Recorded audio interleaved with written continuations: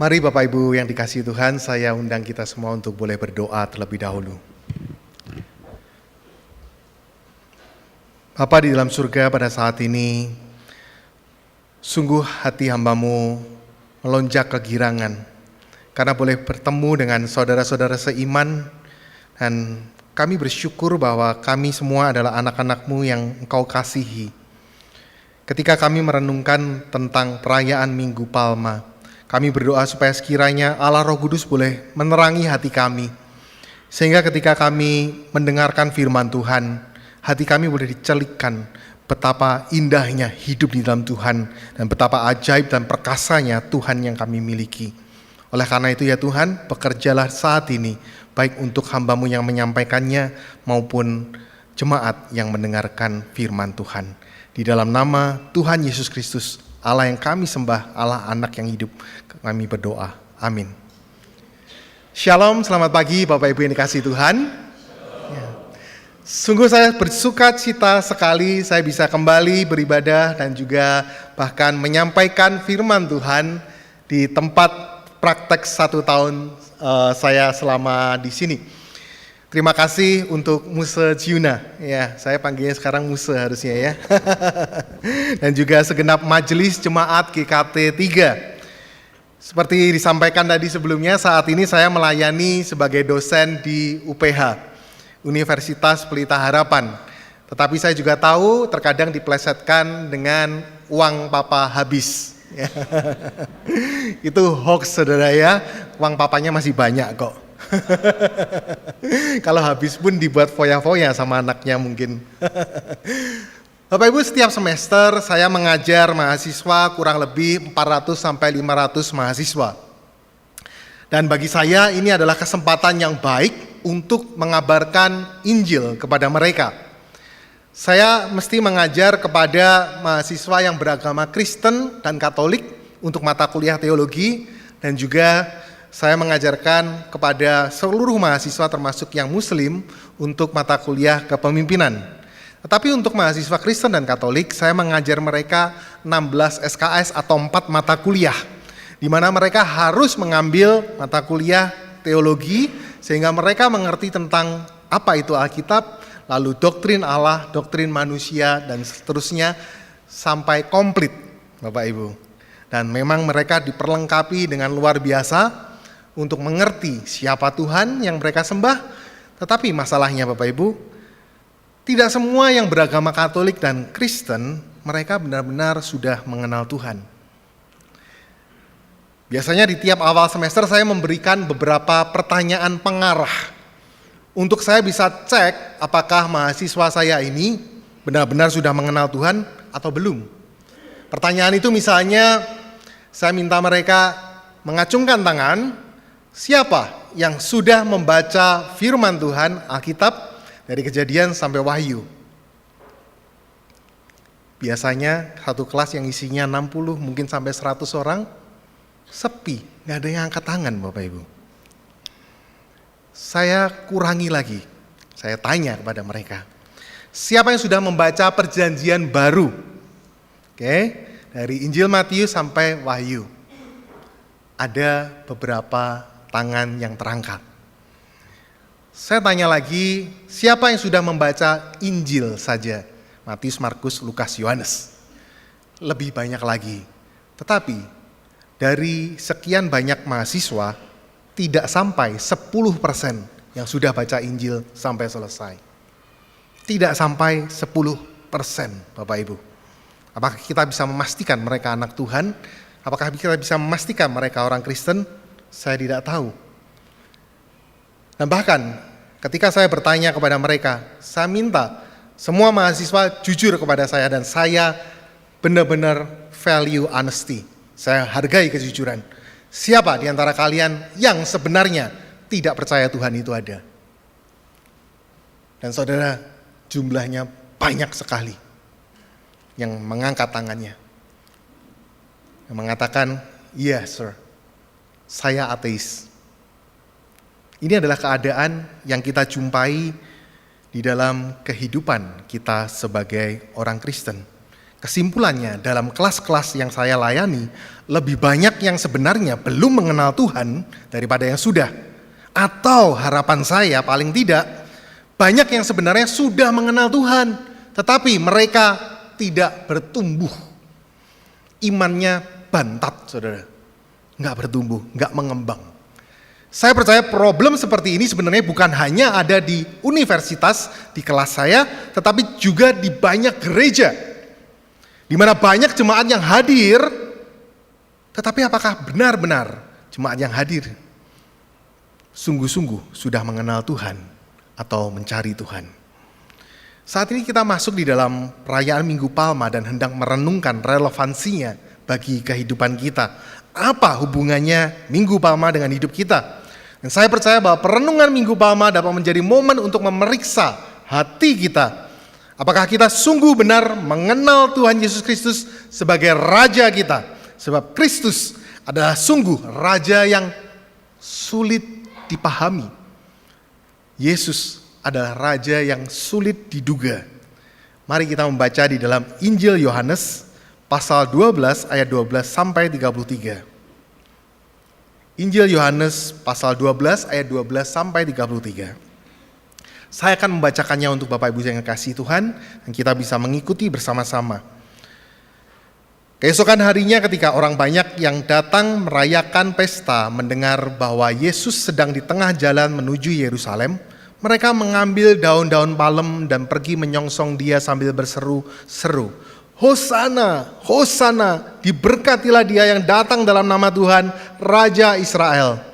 Yesus menemukan seekor keledai muda lalu ia naik ke atasnya seperti ada tertulis, jangan takut, hai putri Sion, lihatlah rajamu datang, duduk di atas seekor anak keledai.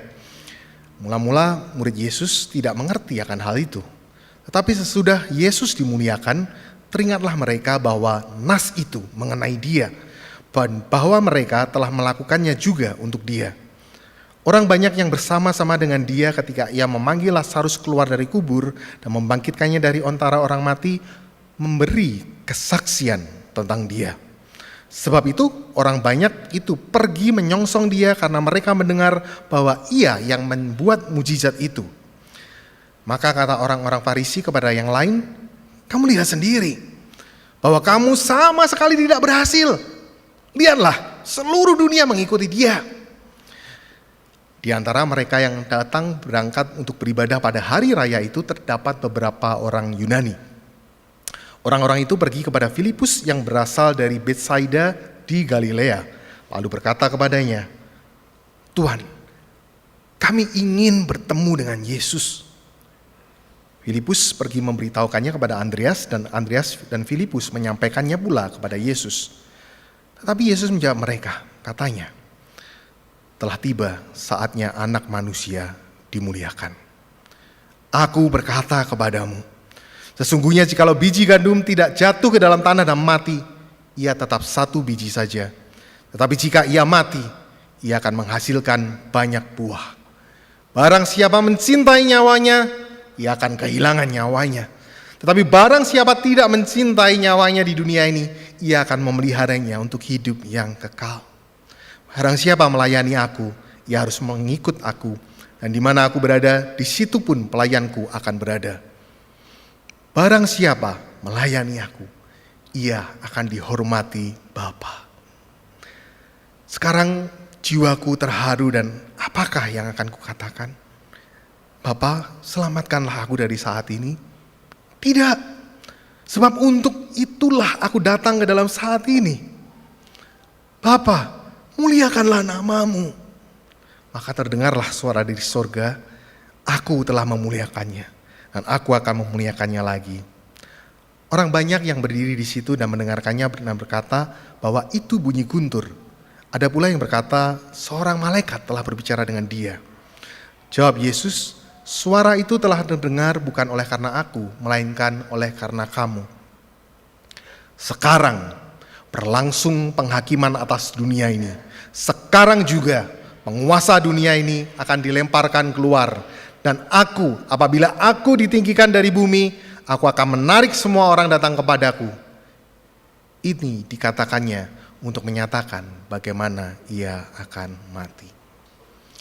Bapak Ibu ini kasih Tuhan, firman Tuhan yang tadi kita baca mengungkap makna, mengungkap arti dari perayaan Minggu Palma yang menyatakan bahwa Yesus benar adalah Raja dan dia adalah Raja Mesias yang menang.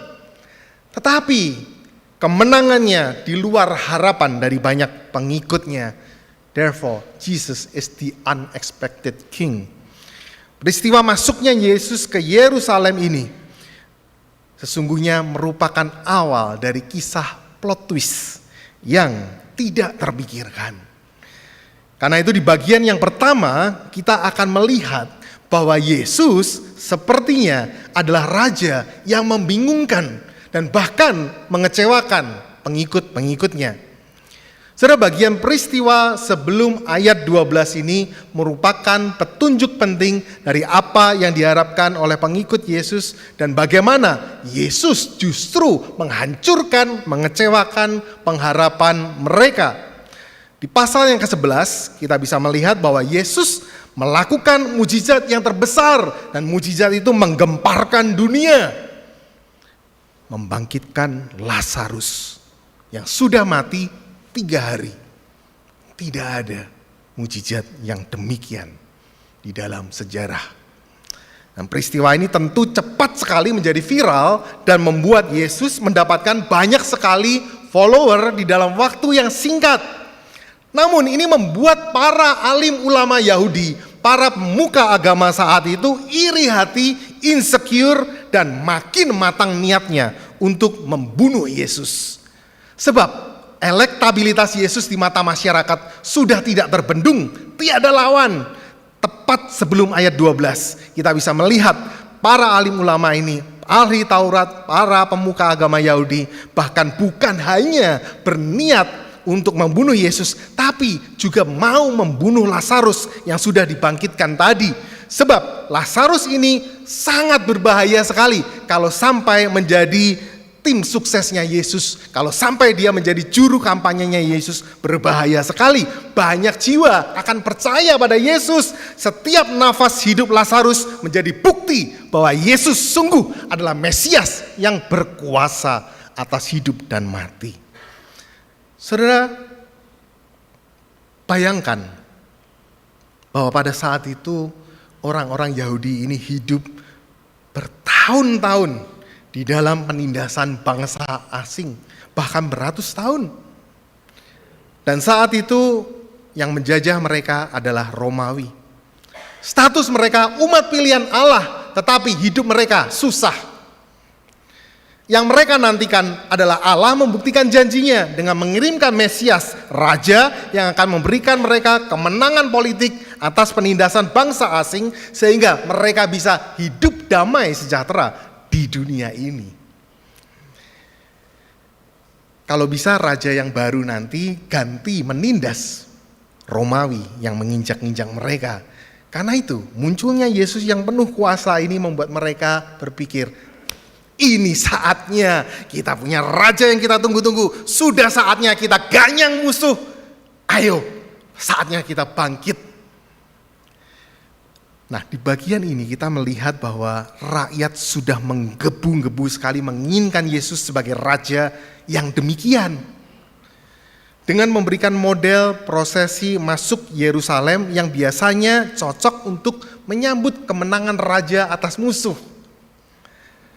Mereka mengambil daun-daun palem dan menyongsong Yesus dengan seruan, Hosana, diberkatilah dia yang datang dalam nama Tuhan, Raja Israel. Saudara, tahukah bahwa ini adalah pekik peperangan?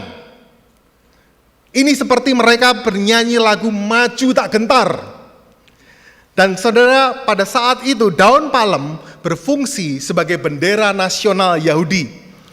Mereka mau siap berperang untuk mengganyang musuh. Dan mereka berharap Yesus memimpin mereka untuk menuju kepada kemenangan. Jadi bayangkan Bapak Ibu, ada sejumlah besar massa, begitu banyak sekali yang mengibarkan mungkin hari ini bendera kejora di depan Istana Negara. Ini cari mati, saudara. Tetapi Bagaimana? Rakyat Yahudi itu sudah all out, sudah ngebet sekali menyatakan dukungannya atas Yesus. Mereka berharap paslon Yesus ini nanti bisa menjadi pemimpin yang baru, raja yang baru. Dan di ayat 17 dan 18 kita bisa melihat ada orasi politik di situ. Ada orasi yang diisi oleh kesaksian orang-orang yang menjadi saksi kebangkitan Lazarus. Dan orasi ini sukses membuat elektabilitas Yesus makin meningkat.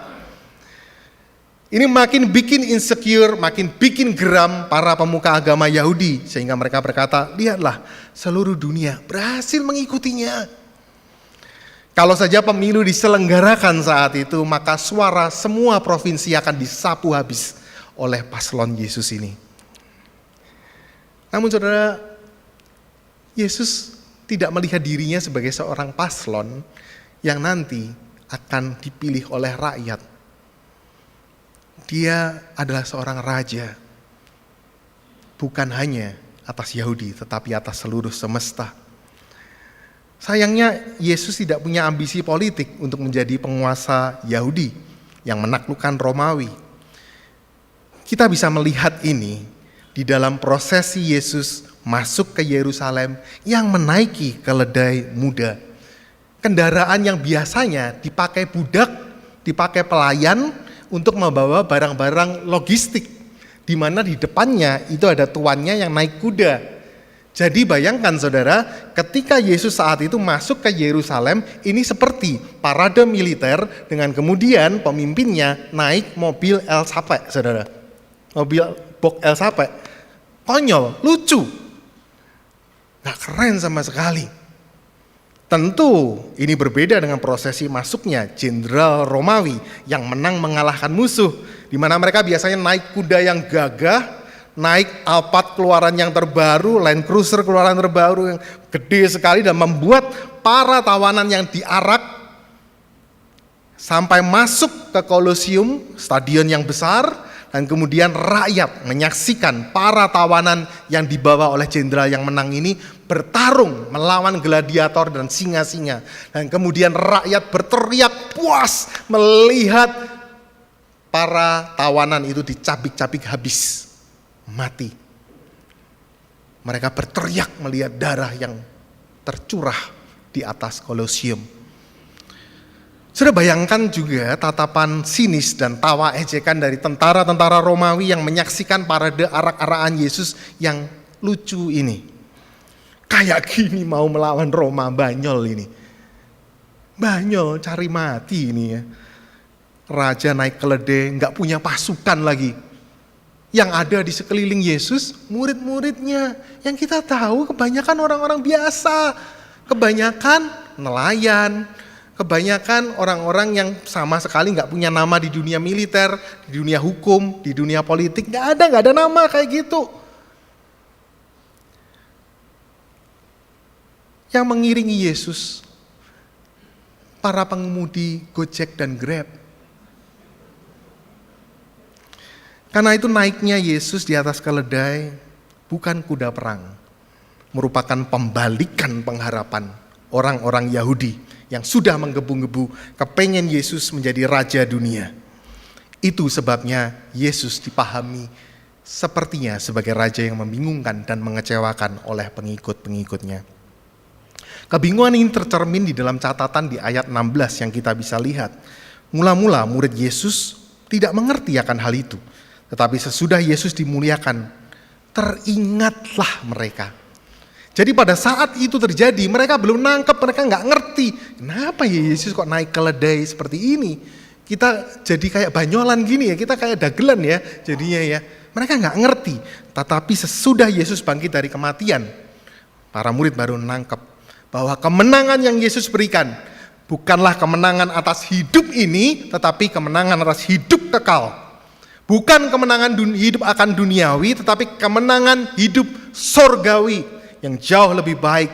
Yesus memang adalah raja, tetapi bukan menaklukkan Romawi, tetapi kuasa gelap yang menudungi seluruh dunia ini. Karena itu Yesus adalah raja atas seluruh alam semesta. Saudara, ekspektasi, pengharapan orang-orang Yahudi mendapatkan Mesias yang membebaskan mereka dari penderitaan sementara di dunia ini. Itu yang diharapkan. Tetapi Yesus memberikan mereka kebebasan dari bukan penderitaan sementara di dunia, tetapi dari penderitaan kekal. Bukankah yang Yesus berikan sebenarnya jauh lebih baik? Oh, tentu saja. Tetapi mereka nggak nangkep. Mereka nggak ngerti. Karena hati mereka masih dibutakan oleh dosa. Karena itu banyak sekali orang yang mengikut Yesus yang berteriak Hosana sebelumnya, kemudian menyalibkan Yesus beberapa hari sesudah itu. Selanjutnya di bagian yang kedua kita akan melihat bahwa Yesus adalah Raja yang mendamaikan dan memulihkan pengikutnya. Yesus adalah Raja yang mendamaikan dan memulihkan pengikutnya. Naiknya Yesus mengendarai keledai masuk ke Yerusalem adalah tindakan penggenapan nubuatan Zakaria yang tadi baru kita dengar melalui liturgos. Bersorak-soraklah dengan nyaring, hai putri Sion, bersorak-soraklah, hai putri Yerusalem. Lihat rajamu datang kepadamu, ia adil dan jaya, ia lemah lembut dan mengendarai seekor keledai beban yang muda. Ia akan melenyapkan kereta-kereta dari Efraim dan kuda-kuda dari Yerusalem. Busur perang akan dilenyapkan dan ia akan memberitakan damai kepada bangsa-bangsa. Jadi jelas sekali Yesus adalah Raja yang dinubuatkan Allah untuk datang membawa damai, bukan pembalasan dendam, menumpas habis bangsa yang menindas Israel.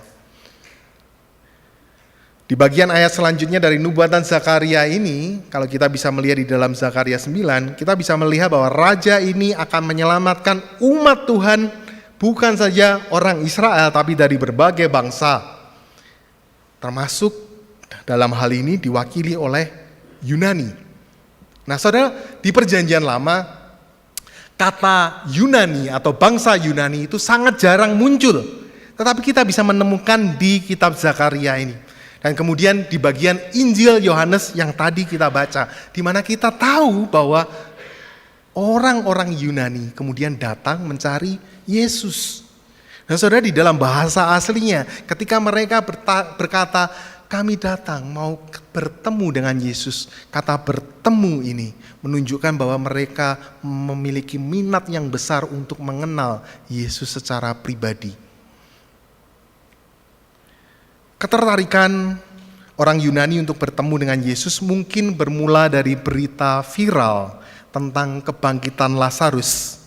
Tetapi juga ada berita viral lagi, saudara, setelah itu, yaitu berita penyucian halaman bait Allah yang dilakukan Yesus setelah perarakan masuk ke Yerusalem. Bapak Ibu, kalau melihat di dalam Injil sinoptik, Injil Matius, Markus, dan Lukas, kita bisa mendapati bahwa setelah Yesus masuk ke Yerusalem, ada catatan yang menunjukkan Yesus kemudian langsung menuju ke halaman bait Allah dan Yesus mengobrak-ngabrik meja-meja pedagang. Mereka mengusir para pedagang itu yang ada di halaman bait Allah. Halaman bait Allah adalah halaman yang sangat luas sekali dan sebenarnya difungsikan untuk tempat berdoa bagi bangsa-bangsa selain Yahudi. Itu adalah satu-satunya tempat di mana bangsa-bangsa lain boleh datang kepada Allah, karena mereka tidak boleh masuk ke bait Allah. Namun kehadiran para pedagang ini menutupi tempat untuk berdoa tersebut. Ladang itu sudah digunakan untuk ladang cari cuan, bukan lagi untuk mencari Tuhan.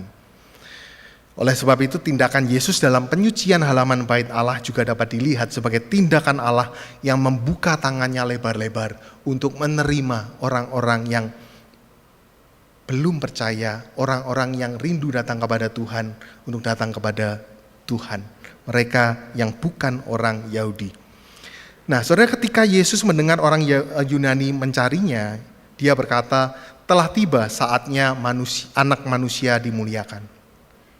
Pernyataan Yesus ini merupakan deklarasi bahwa kemenangan itu benar-benar sudah di depan mata. Bukan kemenangan politik, atas penindasan Romawi, dan kemudian Yahudi bisa balas dendam kepada Romawi. Namun kemenangan Yesus mengalahkan maut, mengalahkan dosa, dan mengalahkan iblis. Melalui karya pengorbanan Yesus yang mati di atas kayu salib dan kemudian bangkit di hari yang ketiga. Kemenangan Yesus atas dosa, maut, dan iblis ini ditegaskan Yesus dengan berkata demikian, sekarang berlangsung penghakiman atas dunia ini, sekarang juga penguasa dunia ini akan dilemparkan keluar, dan apabila aku ditinggikan dari bumi, aku akan menarik semua orang datang kepadaku. Apabila pernyataan Yesus ini kita amati, pernyataan Yesus yang berkata apabila aku ditinggikan dari bumi, ini menunjuk kepada dirinya yang nanti akan dinaikkan ke atas kayu salib. Dan kemudian dia melihat orang-orang yang berdosa, di mana dia mati bagi orang-orang berdosa itu. Sehingga melalui kematiannya, Yesus akan menarik semua orang yang berdosa untuk boleh datang percaya kepada dia sebagai Tuhan dan Juru Selamat. Dialah Raja Damai yang bukan datang untuk menumpas habis manusia yang berdosa, tetapi dia adalah datang untuk memberikan damai hidup yang kekal. Saudara, kata menarik di situ juga digunakan di dalam Yohanes pasal 6 ayat 44, di mana Yesus berkata, tidak seorang pun yang dapat datang kepadaku jikalau ia tidak ditarik oleh Bapa yang mengutus aku, dan ia akan kubangkitkan pada akhir zaman. Oleh karena itu kematian Yesus pasti efektif, pasti bisa, pasti menjamin keselamatan orang pilihan. Kemenangan Yesus adalah kemenangan yang memberikan kepastian kehidupan kekal, di mana manusia yang berdosa dapat hidup kembali, diperdamaikan dengan Allah dan dipulihkan oleh Allah. Saudara, Alkitab berkali-kali menyatakan kepada kita bahwa masalah besar manusia bukan hanya kita berdosa, bukan hanya kita terpisah dari hadirat Allah sehingga kita membutuhkan pengampunan dari Allah. Namun manusia yang berdosa ini keras hati, mati rohaninya, dan mereka tidak sanggup untuk memilih Tuhan. Mereka tidak sanggup untuk cinta kepada Tuhan. Karena itu manusia juga membutuhkan bukan hanya pengampunan, tetapi juga pembebasan dari Allah, sehingga mereka bisa kembali memiliki kerinduan untuk mencintai Allah. Itu sebabnya kemenangan Kristus di Injil Yohanes digambarkan dengan nuansa yang berbeda dari Injil Sinoptik, di mana ini digambarkan bukan hanya sebagai pendamaian atau pengampunan, itu betul, tetapi juga pemulihan manusia, sehingga manusia yang keras hati, manusia yang mati rohaninya, manusia yang terus memberontak kepada Tuhan dapat ditarik oleh Tuhan, sehingga mereka benar-benar tertarik untuk datang, punya kerinduan kembali cinta Tuhan.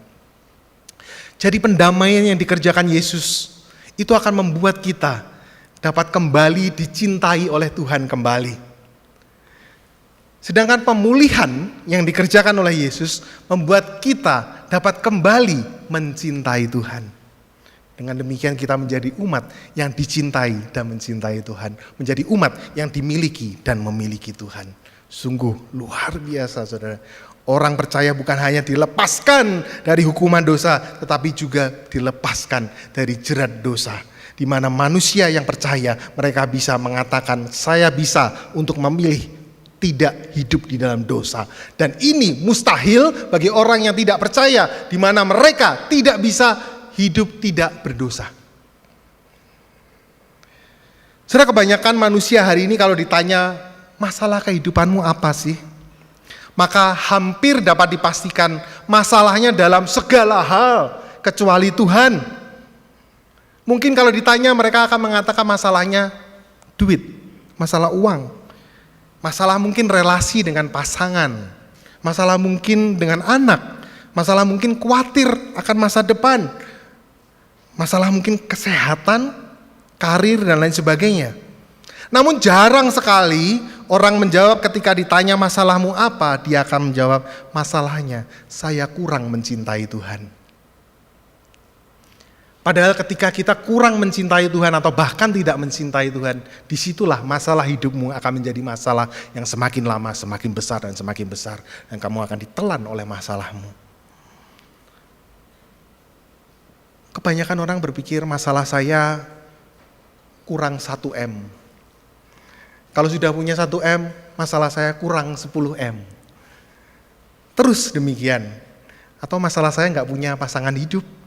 Masalah saya macam-macam lah, ya. Tapi masalah saya yang bermasalah sama Tuhan itu bukan masalah. Dosa saya yang memisahkan saya dari Allah, itu no problem. Saya nantilah tobat-tobat nanti aja. Kalau saya udah tua, saya mau tobat, saya mau kembali ke gereja. Saya mau aktif lagi pelayanan. Sekarang ntar dulu deh, saya ke gerejanya waktu Paskah saja, ya, atau waktu Natal saja. Sebaliknya Yesus melihat bahwa masalah relasi manusia dengan Allah yang bermasalah inilah adalah masalah utama manusia.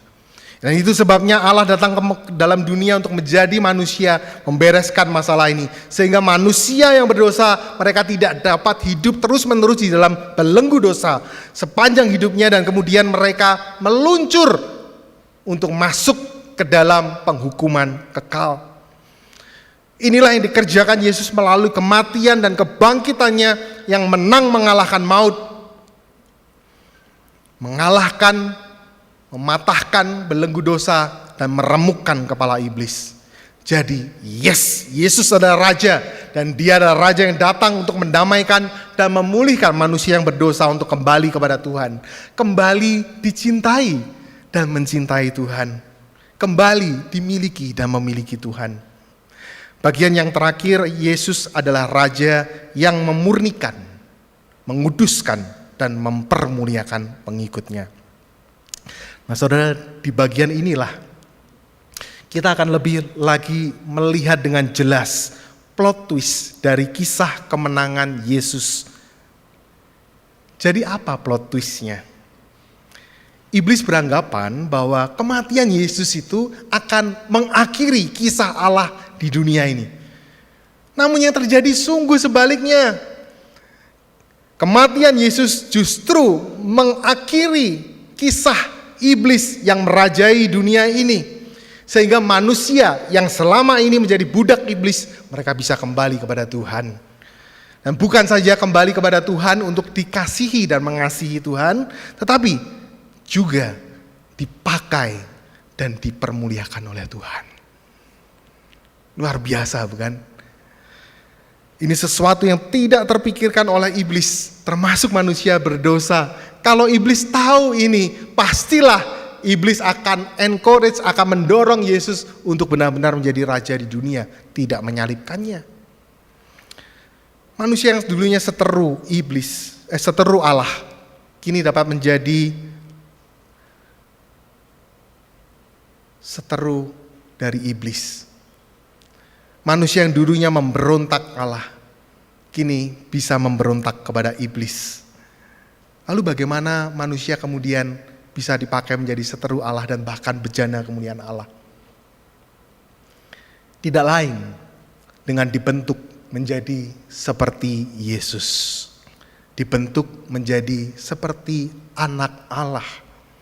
Itu sebabnya kita melihat perintah Yesus di ayat ke-25 dan 26 yang berbunyi demikian. Barang siapa mencintai nyawanya, ia akan kehilangan nyawanya. Tetapi barang siapa tidak mencintai nyawanya di dunia ini, ia akan memeliharanya untuk hidup yang kekal. Barang siapa melayani aku, ia harus mengikut aku, dan di mana aku berada, di situ pun pelayanku akan berada. Barang siapa melayani aku, ia akan dihormati oleh Bapa. Bapak Ibu yang kasih Tuhan, misi Allah bagi dunia ini bukan selesai ketika kemudian kita orang percaya sudah memiliki pengampunan, sehingga kita kemudian duduk ongkang-ongkang kaki menunggu Tuhan panggil waktunya kita masuk ke sorga. Misi Allah terus berlanjut. Setelah kita menjadi orang percaya, kita akan dibentuk untuk terus makin mempercayakan hidup kita di dalam Kristus. Dan ini berarti hidup kita pasti akan terus dimurnikan, disucikan, dikuduskan oleh Allah. Di mana segala hal yang kita genggam erat di dunia ini, segala hal yang kita genggam erat selain Tuhan akan dilepaskan oleh Tuhan. Supaya tangan kita yang terlepas, tangan kita yang terbuka ini bisa menerima genggaman tangan Yesus. Dengan demikian, makin hari kita akan dibentuk untuk makin bertumbuh, menghargai, mempercayai kehadiran Tuhan, dan semakin mencintai Tuhan. Dan ini berarti perjalanan makin hari, makin mati bagi dunia, tetapi makin hidup bagi Kristus. Pertanyaan saya, Bapak Ibu yang dikasihi Tuhan, apakah yang engkau genggam erat sekali di dunia ini? Apa yang engkau benar-benar genggam erat selain Tuhan? Setiap orang pasti ada yang digenggam erat. Mungkin uang, mungkin toko, mungkin pekerjaan, mungkin kuasa, mungkin pasangannya, mungkin bahkan anaknya. Apapun itu, kalau kamu anak Tuhan, maka Tuhan akan pada waktunya membuka kepalan tanganmu, dan Dia akan melepaskan itu, untuk kemudian Tuhan memegang tanganmu, dan Dia akan memegang semua hal yang sebelumnya engkau pegang tadi, sehingga semua itu ada di dalam tangan pemeliharaan dan kasih Tuhan. Sekuat-kuatnya kita menggenggam, lebih kuat Tuhan yang genggam tangan kita.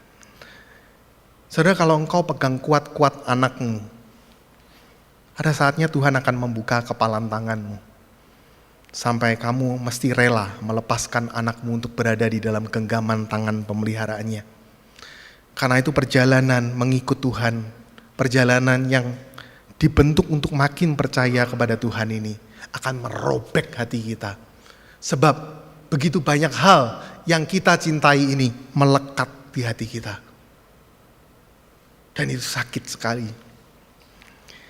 Saya tidak tahu apa yang melekat erat di dalam hatimu.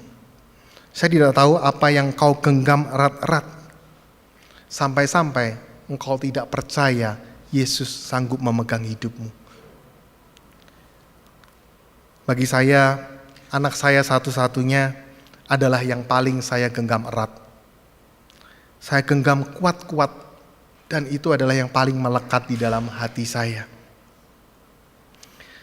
Bagi saudara yang mengenal saya, mengetahui bahwa anak saya spesial. Dia terlahir albino, kulitnya putih sekali, rambutnya pirang, dengan kekurangan penglihatan, disabilitas penglihatan yang cukup parah. Anak saya hanya bisa melihat kira-kira 50 cm, dan paling dekat 10 cm. Jadi kalau dia duduk di kelas, walaupun paling depan, dia tetap tidak bisa melihat papan tulis. Kalau dia melihat HP, maka HP itu akan di-scrolling menggunakan hidungnya, karena dia tidak bisa melihat seperti kita pada umumnya. Saudara, bayangkan kesulitan hidupnya, dan bayangkan betapa hati kami sebagai orang tua hancur menyaksikan itu semua. Betapa kami mengkhawatirkan masa depannya. Mau bagaimana nanti? Bisa jadi apa nanti? Namun di dalam perjalanan mengikut Tuhan, saya dan istri terus dilatih untuk terus, ayo lepaskan genggaman tangan. Lepaskan genggaman itu. Tuhan yang akan pegang. Tuhan yang akan menggandeng kita semua. Yang pada akhirnya saya melihat Tuhan pun memang benar menggandeng kehidupan kami. Sewaktu masih kecil, saya khawatir dengan masa depan anak saya, Matthew. Saya berpikir, bisa nggak ya dia nanti sekolah ya? Sebab seorang dokter bahkan menyarankan untuk anak saya masuk ke sekolah luar biasa, di mana mesti membaca dengan huruf Braille. Namun Tuhan membuktikan dari waktu ke waktu bahwa Dia yang tanggung jawab, Dia yang urus anak saya. Ketika Matthew anak saya usia 15 tahun, mamanya bertanya, Matthew, are you happy with your life? Apakah kamu bahagia dengan hidupmu? Lalu dia mengatakan, yes, of course, tentu saja saya bahagia. Mamanya tanya lagi, sekalipun kamu punya banyak kekurangan, kamu gak bisa melihat kan seperti orang-orang pada umumnya? Lalu kemudian dia menjawab demikian, Papa, Mama, saya tidak punya mata seperti Papa, Mama, atau orang lain. Bagiku normal ya seperti keadaanku ini.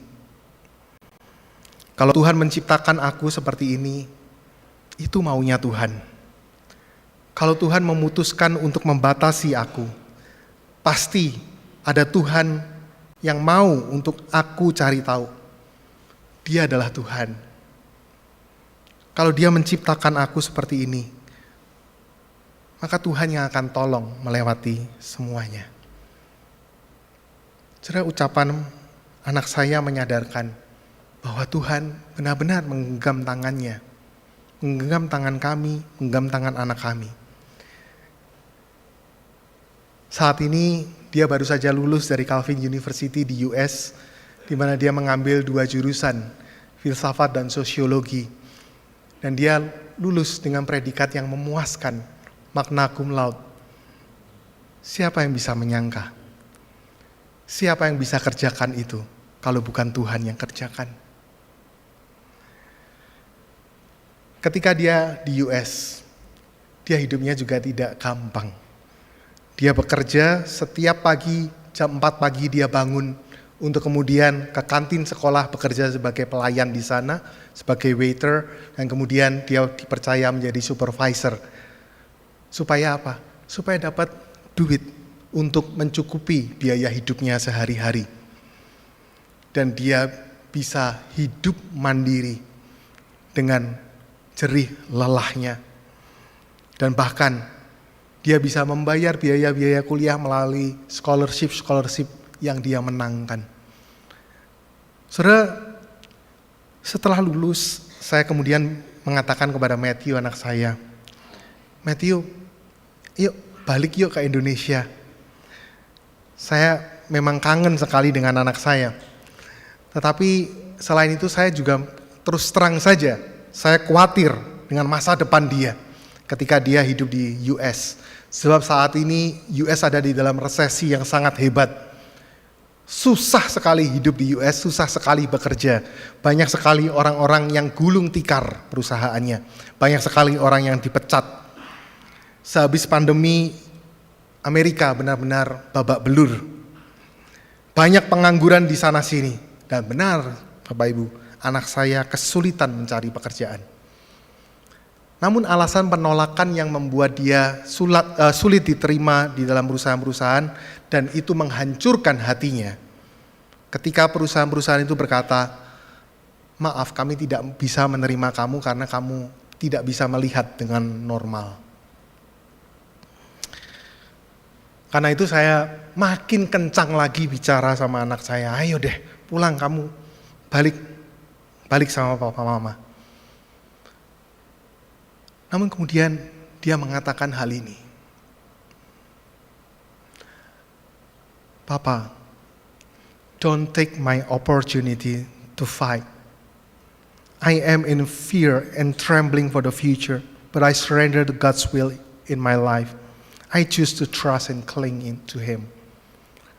Papa, jangan ambil kesempatan saya untuk berjuang dalam hidup ini. Saya mau berjuang. Saya memang takut akan masa depan saya.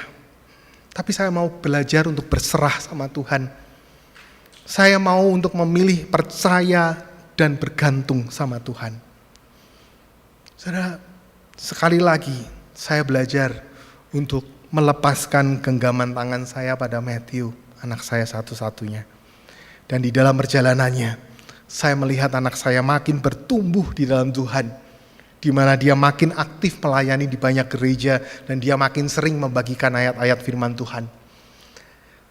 Saudara, inilah perjalanan mengikut Tuhan, di mana makin hari, kita akan makin dibentuk serupa dengan Tuhan, makin disucikan, makin dimurnikan, dan tidak ada cara lain Tuhan memurnikan kita selain melalui penderitaan. Namun semakin kita dimurnikan, semakin kita akan berguna di mata Allah. Semakin kita mati bagi dunia, semakin kita akan hidup bagi Tuhan. Semakin hidup kita memuliakan nama Tuhan. Dan pada akhirnya justru kita juga dipermuliakan, dihormati oleh Allah. Ini yang dikatakan oleh Yesus. Siapakah kita, saudara? Menerima pengampunan Tuhan saja kita tidak layak. Tetapi Tuhan bukan saja memberikan pengampunan, tetapi bahkan kemampuan untuk melayani Dia. Kemampuan untuk memberikan yang terbaik buat Tuhan. Jadi apa yang kau tunggu di dalam hidupmu? Apa yang menghalangi engkau untuk melayani Tuhan? Apa yang membuatmu ragu untuk datang kepada Tuhan dan memberikan seluruh hidupmu bagi kemuliaan Tuhan?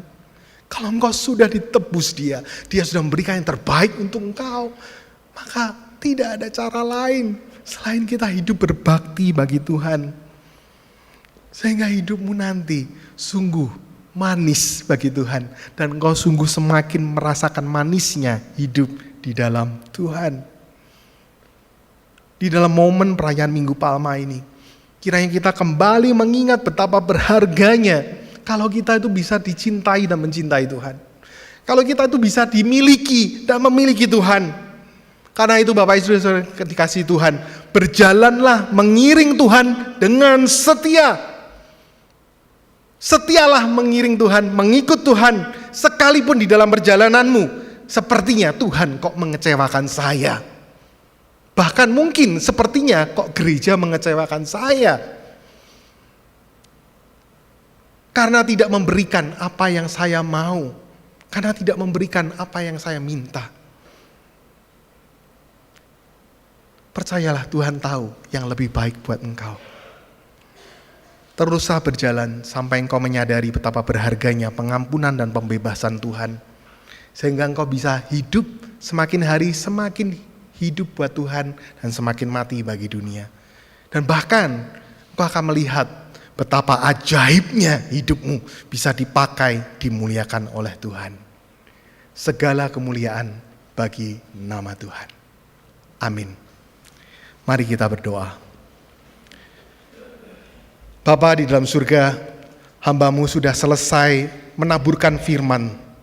Kiranya firman Tuhan yang telah ditaburkan tidak bertumbuh sia-sia sesuai dengan janji-Mu. Dan kiranya firman itu sungguh boleh menuntun kehidupan setiap jemaat-Mu untuk mereka hidup lebih bersungguh lagi melayani Tuhan. Hidup bersungguh lagi memberikan hidup untuk melayani di gereja ini. Hidup sungguh lagi untuk benar-benar dipakai Tuhan. Sekalipun ketika mereka mengalami berbagai penderitaan, mereka sungguh boleh menyadari bahwa Tuhan terus beserta. Tuhan sedang memurnikan saya. Terima kasih Tuhan.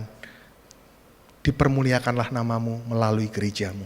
Di dalam nama Tuhan Yesus hamba-Mu berdoa. Amin.